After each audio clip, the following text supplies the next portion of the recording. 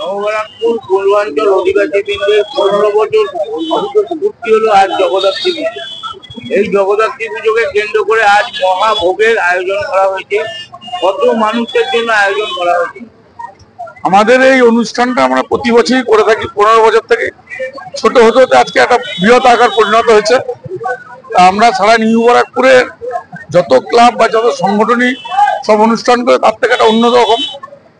তা সেই জায়গাটায় আমাদের আজকে ভোগের পরিমাণ অনেক বেশি, বলতে গেলে আমাদের প্রায় 400 কেজি চাল, 350 কেজি ডাল, আনুষঙ্গিক সবজি আরো 1 থেকে 1,500 কেজি, আলু, কুমড়ো, ফুল, নানান সবজি। সেই মতো আমাদের 6-7 হাজার 8 হাজার লোক এখানে আমাদের খায় প্রতি বছরই। এবার আরো লোক বাড়ছে দেখছি। আমরা দেখলাম সন্ধ্যা থেকে মানুষের সন্ধ্যা 6:30 7টা থেকে আমরা দিয়েছি, এখন রাত্রি প্রায় 9টা বাজে। তা আমরা এখন তো আমাদের রাত্রি 11টা, 11:30, 12টা অব্দি চলবে আমাদের এই ভোগ। এই যে হাজার হাজার মানুষ আপনাদের মহাভোগ গ্রহণ করতে এসছে, তাদের উদ্দেশ্যে কি বলবেন?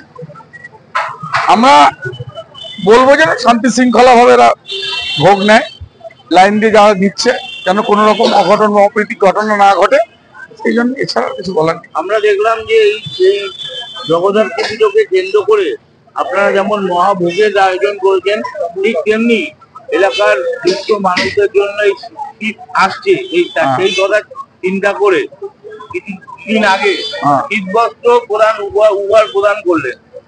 আমরা শীতবস্ত্র, আমরা 1000 কম্বল কুপন ছাপিয়েছিলাম। পরে আনুষ্ঠানিক যারা অনেকে কুপন পায়নি, তারপরে 120 জন মতন আমরা এফডি দিচ্ছি। 1120 জন অব্দি আমরা কম্বল, কিছু দুস্থ মানুষদের কম্বল উপহার করেছে। আর কি কি এই অনুষ্ঠান? কালকে আমাদের কুইজ কন্টেস্ট ছিল। নিউ ব্যারাকপুরের এলাকার প্রতিটা ওয়ার্ডের লোকরা কুইজ কম্পিটিশনে অংশগ্রহণ করেছিল, ভালো হয়েছে। আগামীকাল আগামীকাল